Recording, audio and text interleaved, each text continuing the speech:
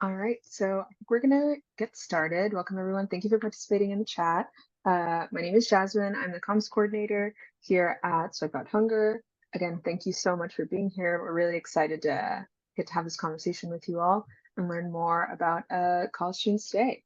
Just some light housekeeping. We want to let you know that this is being recorded, and then also let you know that we will be following up our session here with an email with the recording posted, so you can share it with folks. You can, go back, see if you missed anything. And then we also ask that while we're having these conversations, or if you have any thoughts you want to drop into the chat or in our Q&A session, please do so. This is an interactive webinar. We want to hear from you. We want to talk about what you want to talk about. So again, feel free to drop questions or comments in the chat or in our Q&A function. I am going to share my screen so we can get started.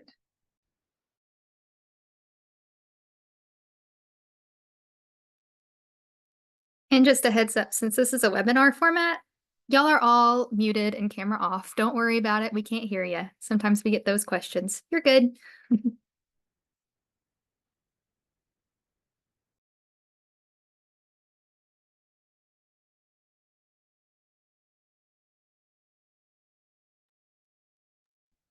Can everyone see my screen?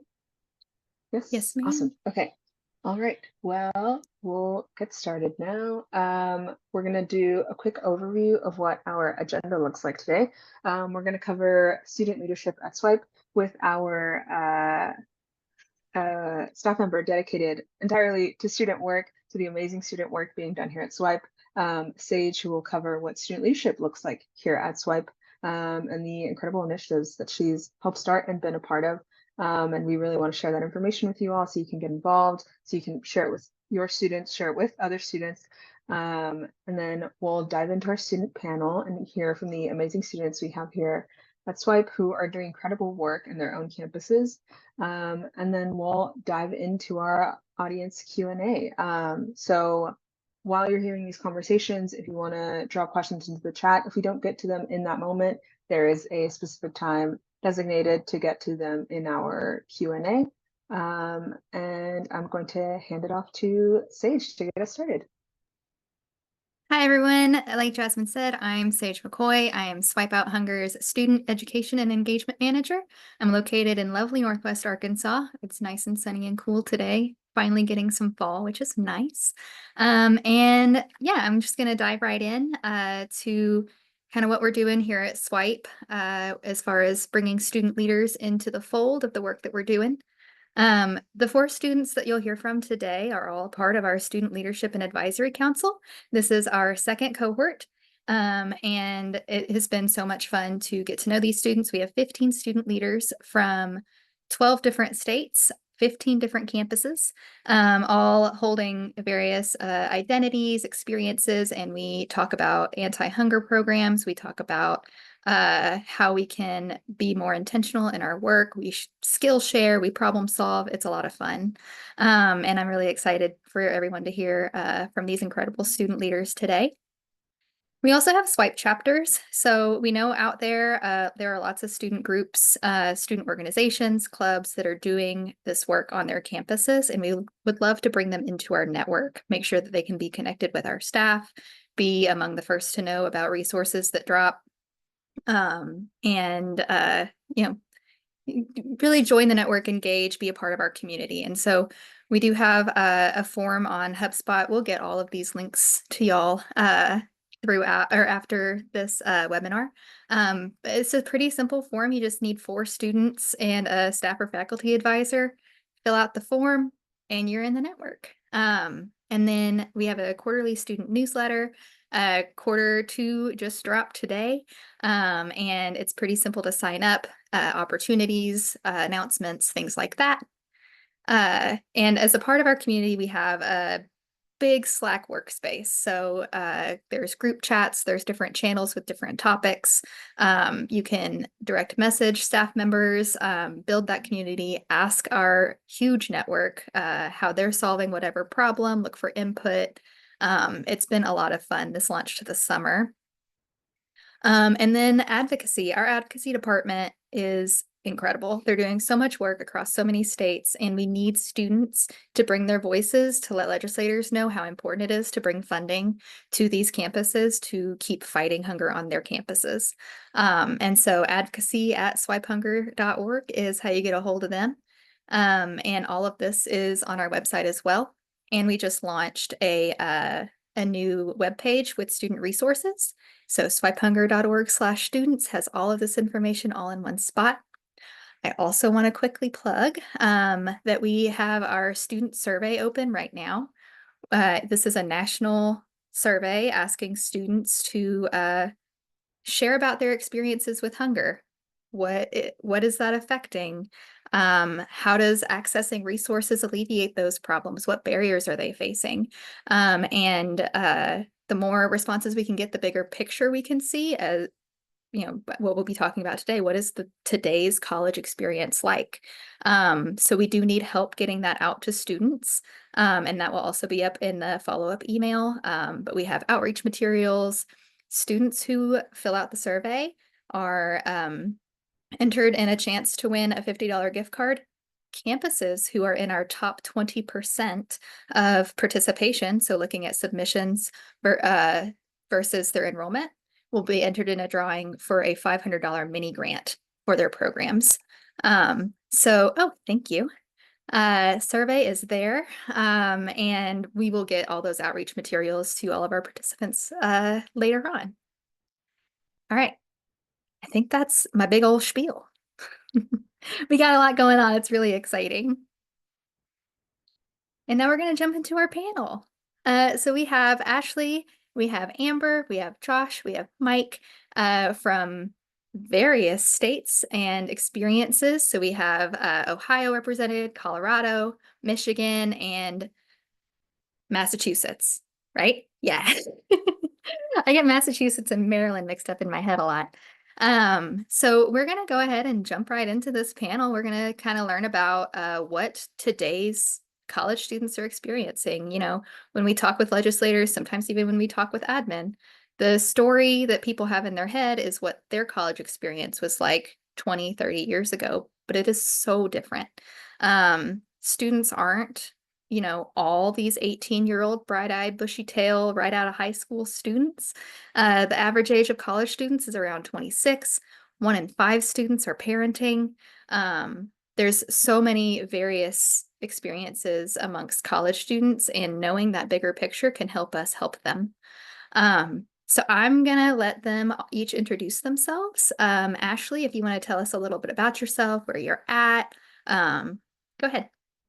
Hi everyone, my name is Ashley Alvarez. My pronouns are she, her, ella. I'm currently a second-year MPA student at Bowling Green State University.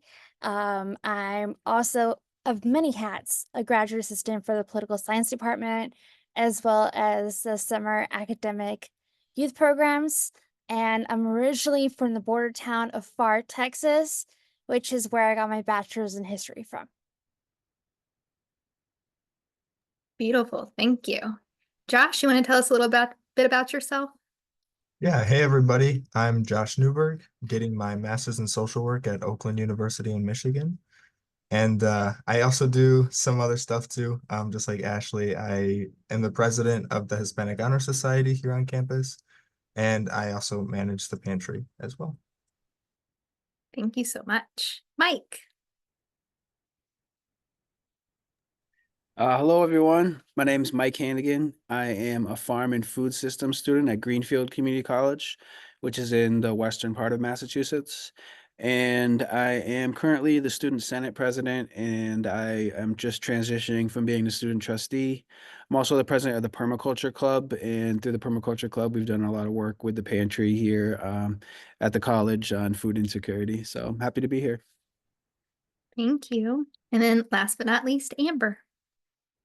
Hi everyone, my name's Amber Obermeyer. I use she, her, hers pronouns, and I'm currently a third-year PhD student in the sociology department at Colorado State University, where I study food and environmental justice. I also lead a group here on campus called the Food Security Advisory Council, which above all just makes sure our food assistance programs here on campus are a student-informed resource.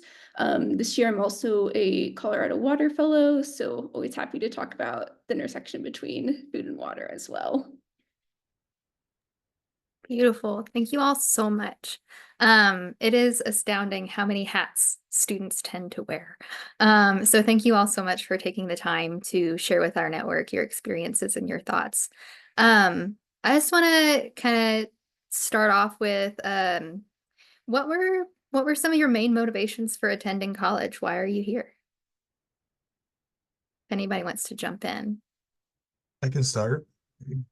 So when I was 14 years old, started working in a nursing home. So my grandpa had to move in. He got diagnosed with Alzheimer's. And I just really fell in love with like the older adult population and knew that I wanted to go to school in some capacity to help them out. So that's why I'm here now. I got my bachelor's in social work, and now I'm getting my master's to hopefully kind of do some hospice work or something. So Lovely. I can go next. I really think I wouldn't have gone to college in general if it weren't for my mommy. She, my dad got separated when I was younger, she decided to go back to school and she worked at the university as well. And I remember that she couldn't afford like family services. And so she used to take us all and like I would sit in the hallway and like watch my younger sisters or like go in there. I'll never forget one time I was really tall that the professor gave me the test and then realized that I was not supposed that I was a kid, but didn't know that. And really because of that, just my mom always encourages that school is really important and no matter how long it takes you more places than it did before. So just to continue on pushing. Yeah, similar to Ashley, I was really pushed to attend university by my grandfather. He was an immigrant from Germany, and in my senior year of high school, kind of looked at me and told me that one day I should get my PhD. And at the time, I really laughed it off because I was like, that's the last thing I ever want to do. That many years of school sounds awful, but here I am. And initially, I also saw college as a path to continue my athletic career. I was a student athlete during my undergraduate years and really saw those as really formative development. But kind of in a gap year between my bachelor's and master's, I did an AmeriCorps program called Food Corps, where I taught nutrition and garden education in elementary schools and kind of really saw the like power of food through that experience, and really that kind of led me to really pursuing food research and wanting to continue this as a career, and I guess proving my grandpa right that here I am all these years of school later. Yeah, so my path to higher ed was a little bit different. I'm an older student, and I'm the first one in my family to go to college, so it was kind of never expected that we went to college, even though I grew up in Amherst, which is the five college area where there's, most of the community's economy is based around colleges because there's so many in a tight knit area. So I got a job working at UMass Amherst, pretty much out of high school. So I had a state job where I had good benefits, and I just didn't really think of college as an option. And then Massachusetts passed the Mass Reconnect program, which provides free community college to anybody over the age of 25 that doesn't have a degree. So I actually enrolled in one or two classes to start a farm, and after learning about a lot of the challenges that farmers are facing through climate change and getting involved in some advocacy work and some food systems work, I kind of just got sucked into the college experience. And I'm a lot more interested in like farm policy now than just actually starting a farm. And I quit my job at UMass and I'm a full-time student now. And that's largely thanks to the Mass Reconnect program, which provides free community college. And Massachusetts actually extended that program to everybody now. Massachusetts gets free community college. So yeah, I'm pretty proud to be representing UMass and representing Massachusetts here. That's incredible. Uh, just the wide breadth of experiences and motivations, even with just these 4 students. Thank you all so much for sharing your story, shouting out Massachusetts. That's huge. And I would love, like I said, we have a very diverse group today. What do you think are some common misconceptions, either you even like going into all of this, or others have had about what it is like being a college student? Was there anything surprising when you started? Do people tell you stories that you don't agree with? I would like to start with Josh. Yeah. So I guess I'll speak even from like personal experiences because I went to college right after high school. And so I kind of figured that was how it was. That was just the next step. And so when I got to college and I had older students in some of my classes, it really took me aback. I was kind of like, oh, it's not what I expected. I expected kind of everybody to have moved up with me. And then I also think like which you touched on earlier with like the age and everything, but I think another thing is when people think of the college experience, they think of just undergrad. And so everybody going for the 4-year university, their first degree. And I think that a lot of times the PhDs or the master's students are kind of left out of that conversation. I think that's a great point, Josh. Thank you for bringing that up. We do think about undergrads when we think about supporting students on campus, but those grad students are supporting families. They're going back to school.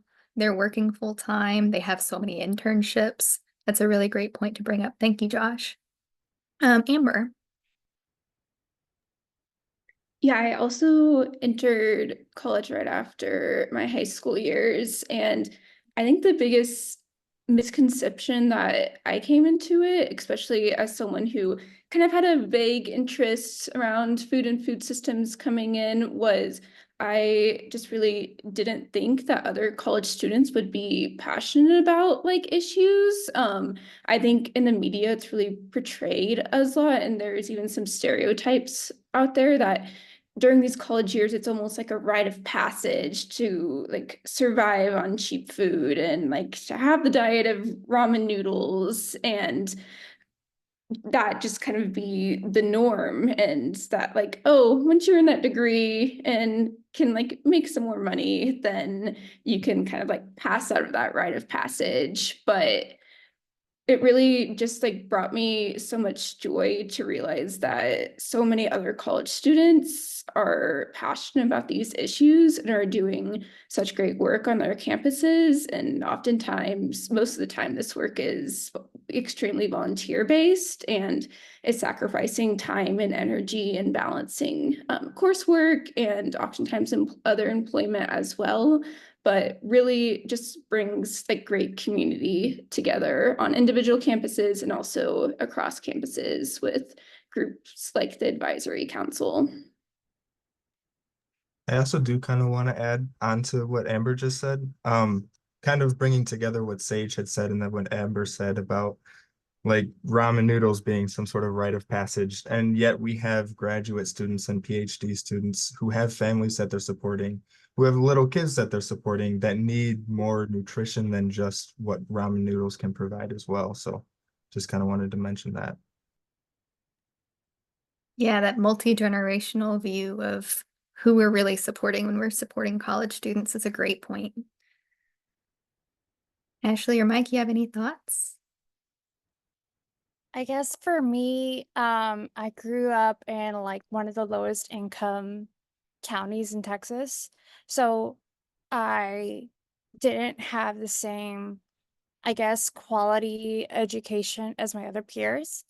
So I think for me, I didn't realize how academically and mentally it was going to be harder than I thought it was going to be.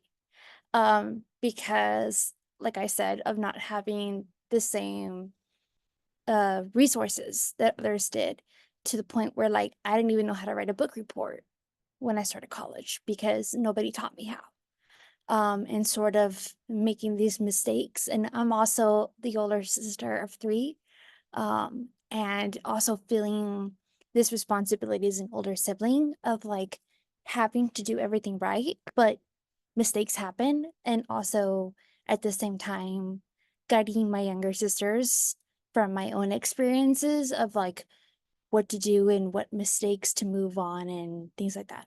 So cut myself some more. I've learned to cut myself more slack, but I wish I would have told where it's like the whole like, if you could have told yourself that when you were younger, I wish I could have told myself that when I was a freshman in college, like it's going to be okay. Like not everything is the end of the world.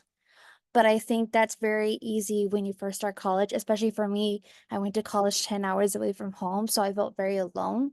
Um, and I think it's easier in that situation to put more pressure on yourself when no one else is telling you something different. Beautiful. Thank you. Quick note on that, kind of piggybacking, thinking about the work that a lot of us in this room are doing, the anti-hunger work, student support. It's always good to remind yourself and recenter that like students don't know what they don't know. And when you're in this work, sometimes it's easy to forget what is and isn't common knowledge. So thinking about like what are those little details? What are those little pieces that students may come on the college campus not knowing? Maybe they're being told that story that they should be eating ramen and just doing fine on that. But maybe it's worth having those conversations about what they deserve and that they deserve more and that they have resources available to them. Mike, any thought about misconceptions about college students today? Oh yeah, definitely. Especially being at a community college and now that education has been open to more people through it being free at community colleges. So we're seeing a wide range of different people from different backgrounds and different life experiences trying to find their way in higher education. So a lot of these people are similar to myself where they didn't see themselves in college. And so they're coming from various different financial backgrounds, work experiences, life experiences, trauma that they've dealt with and having even though classes school is free, people still they can't afford childcare, they can't afford not to work, there's still other costs. So even after making college free, we're still seeing students that are struggling with food insecurity. And I've been traveling to other community colleges around the Western Mass working on the Hunger Free Campus Initiative, and I've actually heard stories of senior students who have come back to school to keep their mind sharp or pursue a new career. And they're saying that if it wasn't for the food pantries on community college campuses, they wouldn't be able to attend classes. They wouldn't be able to afford it. And I've heard that story over and over again from different people that the food pantries on college campuses, community college campuses in particular, are like sometimes the difference between students being able to attend college and not.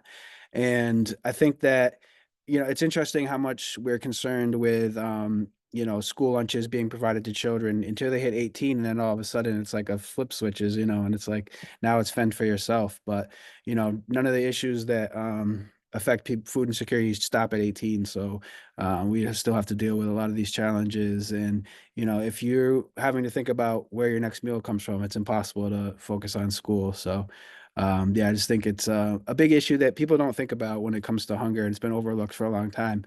And I think that we're finally seeing, at least in our area, we're seeing that food pantries on college campuses are getting the resources from the food banks, which was not historically happening.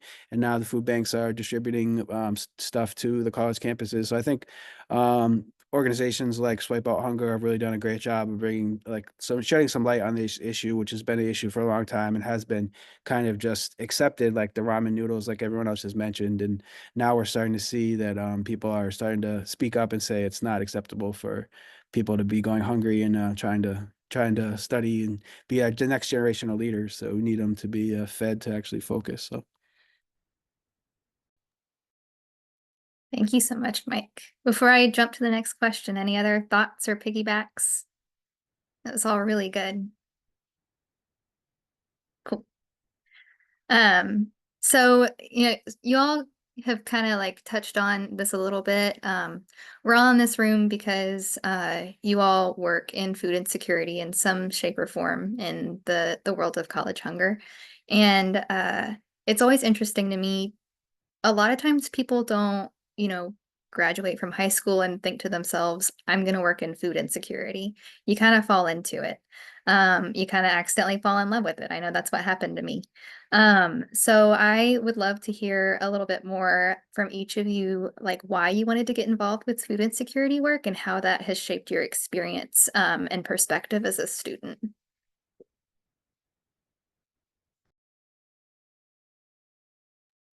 I can go.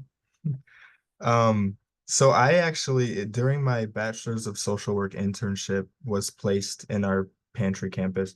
I didn't even know that we had a pantry on campus until I was placed there. So I didn't even know that this work was happening. All throughout last year, I got introduced to Swipe Out Hunger. I was introduced to a whole bunch of different programs that we were doing and just opportunities to grow. And like you mentioned, Sage, like I just kind of fell in love with it. Now was able to take over as the pantry manager and like really got into this work just the way like the students that I see, I mean, they're doing everything they can to better their future. And Mike mentioned earlier, like sometimes the food pantry is the difference between staying in school or dropping out. And so like that work, it's really impactful and yet it's so overlooked sometimes. And that's why I just really love kind of being here and being part of the conversation. Yeah, I guess I'll go so I don't end up going last every time. So like I said, I was trying to start a farm and I talked to a lot of farmers and really got convinced it was a bad idea. We had really historic floods in Western Massachusetts where a lot of farmers are closing up shop and just getting out of it because it's so hard to make money. So that's kind of what got me interested in the food system and how broken it is, and that I have some land. I'd like to start a farm, and it's not financially viable to really do it. So I think that's a big problem going forward. How we're getting fresh produce and local farms are really struggling with climate change. So that's kind of how I've got interested in the food system, and then. I worked at UMass and I was in the dining commons and I saw the amount of waste that happens on like large industrial food situations, and it's just really disheartening to see that when you know how many people are struggling with food insecurity. So that really motivated me to get more involved. And so one of the things that I've been doing a lot of is gleaning, which the permaculture club here at GCC has been gleaning, which is when you go to farms and you harvest vegetables after the main harvest has taken place. And there's usually these vegetables are composted, and so they're available for volunteers to take to help with food insecurity, distributed through soup kitchens and nonprofits. So I had an internship at a soup kitchen where I was gleaning and getting produce for their weekly meal and a free farmers market. So that's kind of how, and I just got really hooked into gleaning. So I've been kind of obsessed with it because it's fresh, organic produce that would just be left in the field and can go to people in need. So it's just like a really tangible thing that you can do to help with food insecurity. So that's kind of been a lot of my work has been focused around gleaning, and most of that produce is brought to the college food pantry or distributed through free farmers markets. And we've gleaned radishes that we're actually right now doing a kimchi workshop at my college where I have to go back to after this, where we've gleaned the radishes and now we're making kimchi with community members. So that's kind of some of the stuff that it's got me interested in doing food insecurity work. That's so cool. Sorry, whoever wants to go next, but I had to say it out loud. That's so cool. Yeah, I knew kind of from my freshman year of undergrad that I wanted to pursue food insecurity work in some sorts. And everyone always asked me, like, what made you like kind of pursue this? How did this start? And it was just kind of like a series of small events where it was like, this feels right. And it's like the people involved in this work are like such great people, and this is a great like community to be a part of. But I really found the college food insecurity space during my master's program at the University of Arkansas, and I started as a pantry volunteer in the small garden space outside of the pantry, and then got the opportunity the next year to be part of a 9-student food pantry board for the Full Circle Food Pantry, where we ran the day-to-day operations of the pantry, and also went on like such interesting like side quests, whether that be like getting 3,000 pounds of peppers donated from a local farm and finding a way to give out all those peppers to students, or be like collecting donations of cans at the Arkansas football game. And I just see that as one of my formative experiences in my life that has really set it down of like, this is really what I want to pursue, both through advocacy work and through research in the future. And especially since both on a national scale and even times on campuses. I feel like student food insecurity is such a hidden nature, and just finding ways to highlight it and highlight the work that students are doing and the experiences of students are so important to not only allocate more resources towards these food assistance programs, but also on a national level, just really get out that this is a great problem and that it deserves attention. Hi. So my story is a little interesting and different. So when I came up here to Ohio about 3 years ago, because my sister got into her PhD program at the same university. Um, I remember the first year we're low income first gen, and so we were struggling a lot to even get groceries in our table. And I remember my sister, who had been going to school here already, got introduced to our food pantry on campus, and was able to get all these things at home, from like laundry detergent to all those kinds of stuff. And growing up with government assistance and things like that. So when I got into my MPA program, um, I was looking for a different assistantship, found out that one of the professors in my department was um, the supervisor for or director for our food pantry. And she actually happens to be on one of the boards for Swipe Out Hunger as well. And I remember like we used to have a check in there, and like we would get funds through Swipe Out Hunger and stuff.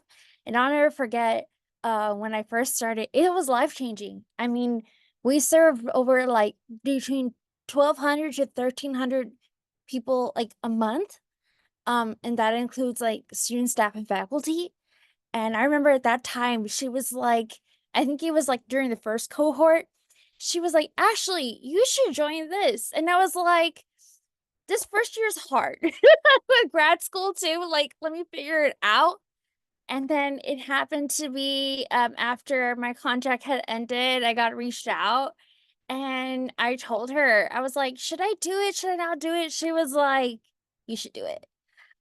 So it's just been real interesting the way it worked, that like I ended up being the GA for a food pantry before I worked for Swipe Out Hunger, but it just made me realize that like all the bigger issues that are in there, and that how it impacts so many more people than I thought it did.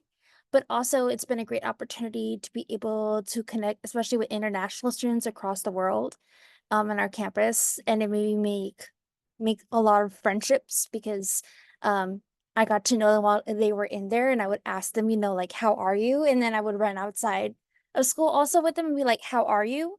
And just building those relationships is so important. So it definitely made me expand myself and get myself out of my bubble a little bit. I love that. Thank you all so much for sharing. It is just always fascinating, all the little ways, those, like Amber said, a lot of little moments that kind of lead you into the field that you're interested in. I appreciated that you all talked about the community within anti-hunger work as well. I know that sometimes this can feel like isolating work when you're on your campus. Maybe you're the only one who's doing this work on your campus, kind of speaking to the audience here. And that's why I think joining the network and joining as a Swipe chapter, joining our Slack, can really open that up and make it feel like a lot less lonely work. So just gonna continue plugging that to join us if you haven't already. So we've touched on a lot of topics, and I kind of wanted to open it up a little bit with, is there anything about the college student experience now that you think should be highlighted that hasn't yet? Yeah, go ahead, Amber. Yeah, so many things. I think just really iterating the fact that there are so many dedicated students on each campus, and I do a lot of class presentations from like 100 level classes to graduate courses about our pantry, and I have so many people who come up to me after and say, I have never heard of the pantry, or I've never like heard of these groups. If I would have found this as a freshman, that would have like changed the college experience for me. And so I think just finding ways to get students involved and spread the word on your campus and get creative in utilizing resources and networks. And just really, as like a lot of us has stated today, is that there's so much potential within the students on all of our campuses, but if everyone's basic needs were met, just think about like how that potential could be maximized even more. Yeah, and to add on to that, I think it's very easy as a student to feel like you don't have a voice or like feel so small, like an ant in like a big world, right? But I know at our school about like last year, I think they started implementing it where information about our food pantry got started getting applied for every syllabi across the university. Because a lot of students didn't know where it was at. And I just started realizing like how much responsibility and how important the role I had was, and how it was important to be spreading the message that we're here, we exist, but also make it work for everybody. Because like for example, we're open 3 days a week, but that doesn't work for everybody. And I remember I would have students who reach out to me privately, be like, I can't make it through that time because I have class or I have a job or I have kids. I was like, that's totally fine. I got you. I have a key. I'll get you in. What time do you need to be there? I'll be there. I'll give you a bag. I'll show you around. Sometimes it's also very hard for students to go to a pantry, right?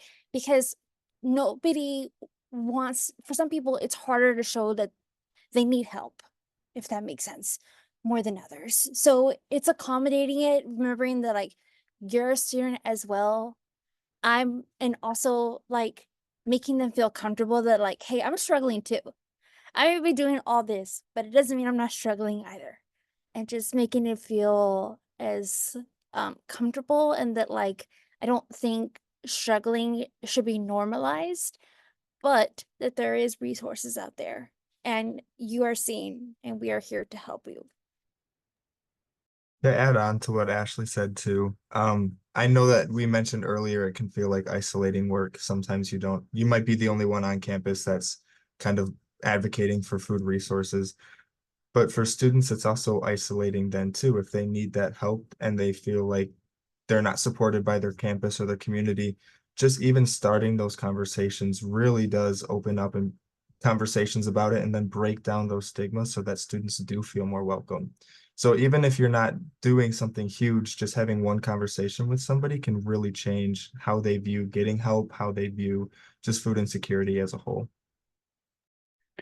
Yeah, and I'll just say, like, kind of touching on what Amber was saying about, feel how the potential of, fully supported students and the potential they have for making a difference. And I think that really I've seen with community college being free, so many people that didn't see college as an option coming back into higher ed, and just the potential that that can have to bring new people in and new ideas and new leaders, and making sure they're supported and they can be successful. I think there's like so many challenges that we're going to face in the future. We need as many people educated and informed and participating in society to kind of tackle some of these challenges. And I think another maybe it was even something that I had myself, a misconception I hear people talking about in society is like talking about the younger generation and talking down about them, and saying they lack motivation, or just, I hear, being an older person in the workforce, you hear sometimes people talking about young people. And what I've seen, the dedication of young people and how intelligent they are and how like, competent they are, it's just like really helps me feel good about the future working with young people and seeing what type of leaders we have coming down the pipeline. And so yeah, just as many people engaged in higher education, I think, is crucial with all the challenges we're going to face. Thank you all so much. This was such an engaging and enlightening and just fun conversation to have with y'all. My job is so fun. I would love to open it up and see. I don't see any questions in the chat yet. If anybody wants to throw any questions towards the students, you can put those in the chat. or in the Q&A box. I'll give a couple of minutes of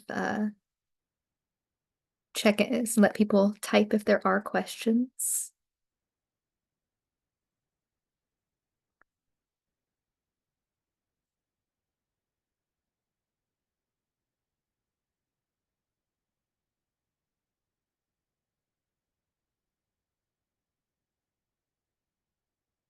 Ooh. Oh, hi, Rachel. So glad to see your face or your name. So we have a question in the chat. What are ways you're proud of your pantry going beyond just food, other services? What are you proud of with the work that you're doing? At the Golden Grizzlies Pantry here at Oakland University, we also have a garment closet, which has business and business professional clothing, like interview ready clothing for students to come. If they, if they are having an interview coming up, or we have career fairs on campus. And so we'll offer that clothing free of charge. We have no limits either, so students can come take whatever they need. And then also additionally with that, for our international students, they're the ones that use it most, but we also do like winter coats, gloves, hats, stuff like that, because it gets cold and not all the international students know what to expect. We also have like a free library, so we've had some textbooks get dropped off, or just reading books, students can take what they need, leave books if they want. And yeah, those are some of the other programs we do. Yeah, I'll just say one thing which isn't actually at the food pantry at my school, but I've been working at other schools, organizing. And at Mass College of Liberal Arts, their food pantry had something which I heard from students how much they appreciate, and it was appliances that the food pantry distributed, like microwaves and toaster ovens and air fryers, because a lot of the students just didn't have ways of like preparing meals or something. And I heard a bunch of students mention that, and I hadn't seen that in any other pantries, and I thought that was a really great idea of like making sure that students not only have food, but like a way to prepare it. So that was an interesting idea, I thought. That's awesome. Here at Colorado State, the Rams Against Hunger Pantry, in coordination with student government, this past year has created a housing caucus, and this is also completely student-led, but really just sheds light on such another important aspect of basic needs, which is housing. And we always talk about that our food work is great and definitely, and a lot of times places a Band-Aid over basic needs issues, but housing is normally such a big part of one's budget, especially a college student. And so really working on affordable housing initiatives. And then also we're currently drafting an affordability report to just really show administrators and legislatures at the city and state level how what the reality is in living in a higher cost of living city like Fort Collins as a college student, and what policy initiatives we recommend, both at the university level, but also at the city and state level as well. We also at Oakland University, it's not so much a program we run, but we also try to do a lot of like advocacy work. We last year went to the Capitol and met with state representatives to talk about the Hunger Free Campus Bill. So that's like another thing that we try to get involved with too. Awesome. Here at BGSU, we do a lot of different things. I think it goes food sometimes like beyond canned goods. A lot has changed over the past years. We went from a little room to getting more space, to getting a fridge and a freezer. So we put fresh produce. We also make weekly trips to like Walmart and started signing up for grants through Costco to be able to get those goods. But I think it's also about household needs, but not just household needs for like adults, but also for kids and babies. We provide diapers and like baby wipes and foods and snacks for kids, because there are a lot of students who come in with their own kids. Because they have no one to watch them. We even keep like little toys and candies like for the little kid to keep them occupied. And I remember there was a moment where we just had way more diaper boxes than we needed. And I would go to see parents like going to get diapers, or they would ask me like, do you have and we carry from like newborn to like I forgot what size is the max, or like preemie. And I remember there was a point where, like, yeah, we had so many, and I would ask, the parent, like, what size is the diaper that you need? And they'd be like, oh, I need like a size 3. I was like, I got you. And they thought I was gonna come with a little bag. And I'll never forget coming with like a big box of like and we like the Huggy brand, and just the relief of stress on the parent of realizing like this stuff is expensive. It really is. And especially with family care. Like, yeah, we have food, but they need more than that. So what does it look like when you provide multiple different, sources and things for them to get? We also don't choose for them. We let them choose ourselves. So we make it more like a grocery store. We have music, we have inflatables. It feels like a grocery store in there. And just to make it feel as comfortable as possible, I love seeing people come together and hanging out and chatting in our waiting section, and just making it feel like a community and feeling like you're safe here. No one's gonna judge you. No, it's a difficult process for everybody, but we're here to help you. That's awesome.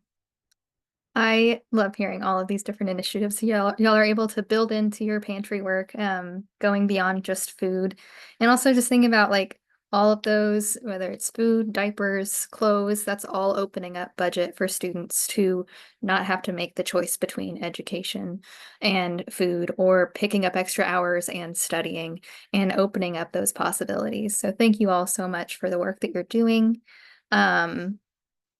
We have one more quick question in the Q&A, and this might be a hard one, but if you had a magic wand, what would you wish? What is this like one change that you would wish to change as far as like fixing those stereotypes or those misconceptions? Magic wand, everyone understands one thing.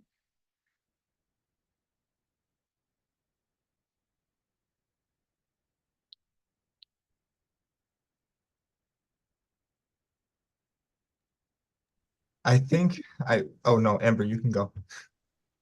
This is a great question, and something I've thought a lot about.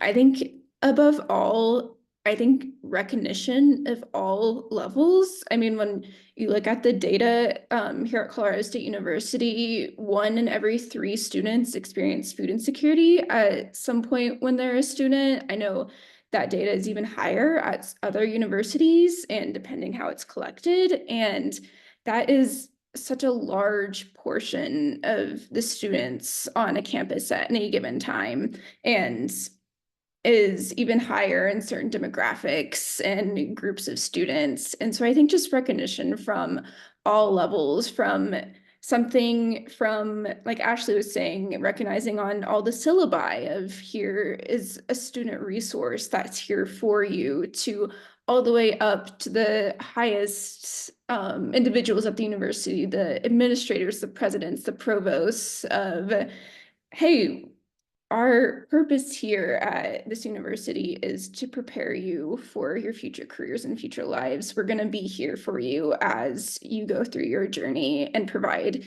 these resources. Here they are. And it's not a big deal to use them. It's here for you. Another thing that I have been seeing a little bit that I really think should be amplified, especially with the power of social media, is just amplifying on social media. I saw a TikTok, for example, of someone going to their student food pantry, and it was filled with comments of, oh, I didn't know this was here, or I go to my pantry at my college too. And so I think just having that amplified again and again really tells students that these resources are here for them and available to use.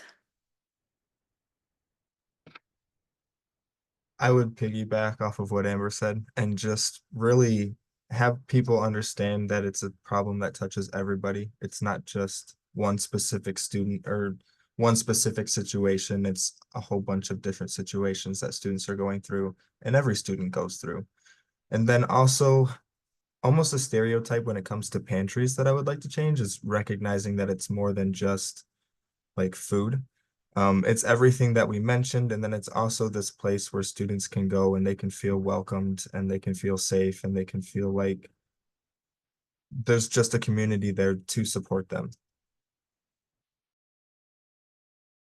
Yeah, and I would say that I think the kind of stereotype that every student has some type of like wealthy parent that's paying for everything, that these costs can just be exorbitant and it doesn't matter. So, a lot of students are being exploited for housing costs. They're being, charged outrageous parking tickets. They're getting charged with insane textbook costs. And it's kind of, I think there is like a misconception that someone else is paying for this. They have somebody else that's taking care of this for them. It's not, these costs are being passed on to somebody else, where in a lot of cases it's students are working 2 or 3 jobs to get themselves through college, and there's no person in the background that's like covering all these costs. It's just really, we're exploiting young vulnerable people when we crank up all the costs to attend college. So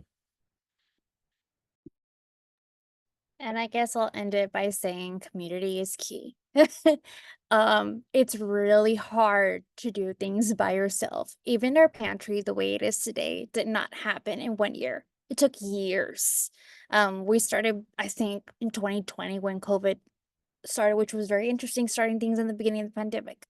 But like for us, it used to be that like we had like 4, 5, 6 interns. And now we were like, we can't do this. Like it's over exhausting. It's a lot of work. We're also students. Now we have like, I think 21 to 23 student interns. And mostly all of them are Gen Z. I love it because they've completely taken over our social media. If you ever check our Falcon Food Pantry Instagram, the reels are my favorite. We use a lot of like TikTok trends and things like that, and just realizing that most of the time is just asking the community, like in your campus, like what they think. I always tell the students, like, if we don't have something, like, let me know, especially for like international students. I was like, is there something that you don't see here that you think we need? Or, well, or like, how can we do better? Because we can always improve. And if we are your main resource, I want to make sure we're doing as best as possible. Like, if I can be doing my job better, let me know, because I know that now I knew at that time that my job impacts more than 1,000 people. So I want to make sure I'm helping you, as not just being like that face you see when you come in, but helping your life be a little bit more easier. What a great note to kind of wrap up on. Community is key. I love it. Thank you all so much for your time, your energy, your thoughts, the work that you're doing on your campus, for joining us today.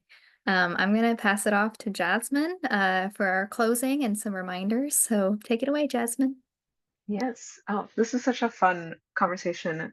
Very jealous and wanted to keep going. First, thank you to our panelists for being so open and for sharing and for giving us some of your time and insight into the amazing work that you do and the communities that you participate in, but have also been a huge part in helping build. It's incredible to hear.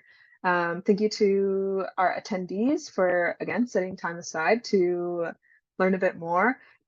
We will be following up with an email where you'll be able to find any of the relevant links that we mentioned, especially as it relates to getting students involved here at Swipe, and also a recording of this session. So again, thank you for attending. You can see here on our screen that we also have our shameless plug for our social media. If you want to follow us on Instagram, TikTok, LinkedIn, Twitter, and also if you haven't joined our network, please do. You can join us at swipehunger.org/join network. And if you want to subscribe to our newsletters, this is where you can be the first to hear about any information sessions that we're having, any new resources, yeah, anything you need to know about what's going on at Swipe, head over to our newsletter and you can subscribe to the link you see here on our screen. And then finally, if you want to support us, you also have a link for that. Yeah, thank you again for sticking around. Thank you again to our panelists. And thank you, Sage, for helping moderate this. You did a great job. And yeah, we are so excited that we had the opportunity to have this amazing conversation. But that is all. Hope everyone has a good holiday season. Yes. Yeah, And y'all happy holidays too. as well. Thank you. Bye. Bye, everyone.